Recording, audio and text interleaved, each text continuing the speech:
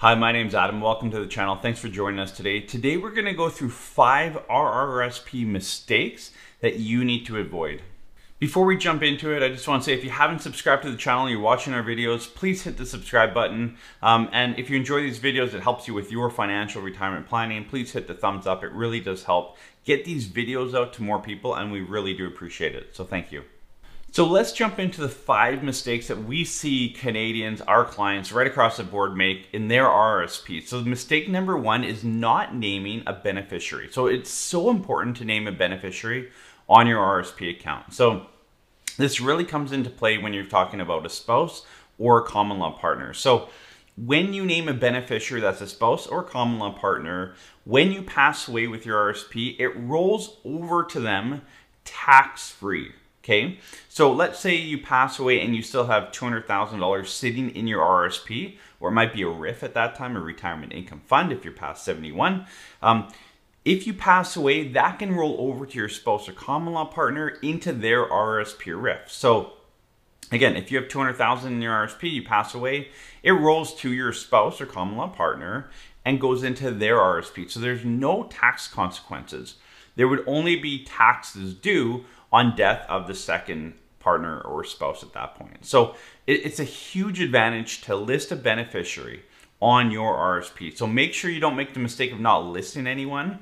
And if you have multiple accounts, RRSP, TFSA, non-reg, a bunch of different accounts, and you've listed, maybe you have multiple, like broken down family, and there's kids and multiple spouses and issues that way, it is most beneficial to pass your RRSP to your spouse or common law partner. If it doesn't work, that's fine. But as far as tax planning purposes, the fact that it can roll over tax-free to them or tax-deferred to them is a huge benefit. So as you kind of map out where everything's going, your assets going, when you look at estate planning, your RRSP or your registered account should go to your spouse or common law partner just for the tax efficiency alone. It gives them time to redeem the money over the next X amount of years that they're alive, and it just creates a ton of tax efficiency there. The second RRSP mistake we see clients make, people make, is that they put money into an RRSP without proper planning. So they put money into an RRSP, and not long after they have an emergency, something comes up, they haven't planned properly, and they need to take the money out. So just anytime you put money into an RRSP, the mindset has to be long-term retirement income planning. So, you know, any dollar that you put into an RRSP, consider it gone until the day you retire and beyond. You know, I know there's emergencies along the way, you need to pull stuff out, but like we've had clients early in my career. I remember there was a family that, you know, he would put in $6,000 every year. It was through a company plan, so there's a bit of a match in there, but he put $6,000 in every year, and then in February he'd call me every year and say, Adam, I need to take it out. We're going on a trip. And it was every year for year after year after year. And he's getting close to retirement now. They have very little to nothing saved up because they didn't plan. And he made good money. Like, they could have done proper planning around it. We tried to help them out. Some people just don't want help at the end of the day. So anyway, so be aware of that. If you're putting money into an RRSP, consider it gone. Consider it's for your retirement. You can't get it next week, next month, next year. So long-term planning with deposits. Because remember, that contribution room is gone. If you put $10,000 into an RRSP and pull it out, it's not like a TFSA where you get that contribution room back the next year. It's gone forever. So you have to like accumulate and earn more contribution room going forward to be allowed to put more money into an RRSP. So RRSP deposits, long-term planning. The third RRSP mistake we see people make is over-contributing to an RRSP. So they don't watch how much limit room they have. Maybe they got a raise, they do some matching at work, or quite often people that have a pension plan. So you have a pension plan and you have what's called a pension adjustment. That affects your RRSP contribution room, and then they're putting a large amount into their RRSP as well. So they're doing RRSP and pension. That's one of the main times we see over contribution, but be aware you have a limit that you can put into your RRSP. You cannot go over that limit. If you do, there is a steep penalty. Okay, so it's 1% per month on over contribution. So if you put $10,000 extra into your RSP without realizing it over your contribution room, there is a 1% penalty per month. So that's $100 every single month until you realize it and pull that money out. So it's very steep. Don't run into this issue. Now, I've covered this in other videos. I'll mention it here as well. You are allowed $2,000 of over contribution in your lifetime. So if you put $10,000 in, technically the first $2,000 there's not going to be a penalty on, but the other $8 there will be. So it's still $80 every month that you leave it in there as an over contribution. The $2,000 over contribution, I've covered this in other videos, but it's not an RSP mistake. It's actually an RSP tip for planning when you get closer to retirement or in a high income year.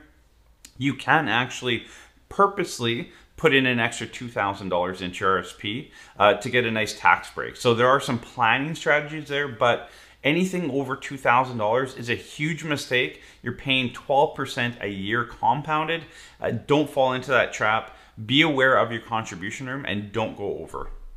The fourth mistake we see people make in their RSPs is blowing their tax refund. Okay, so you've put money into your RSP for long-term savings, but a huge benefit of that is getting a tax refund, paying less tax now, compounding your money.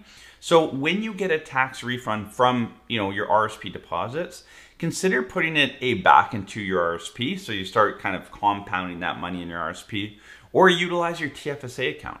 Okay, but try and use that tax savings for long-term planning, paying off debt, something that helps you build more wealth, increase your net worth. And again, we have links below to our net worth video. You should be tracking your net worth. As you get a tax refund, use that money to increase your net worth, either more saving or paying down debt. Both will increase your net worth. So work on that. Don't get your $5,000 or $10,000 or $15,000 tax refund and go blow it on a trip or whatever it may be. So, use that money, don't blow it, save it for longer term, and allow it to compound. Like if you take your $10,000 RSP contribution and put it back into an RSP, if you're in a 30% tax bracket, you're going to get another $3,000 back. You put that in, you're going to get another $1,000 back. So you can start seeing how this compounding into your RSP works.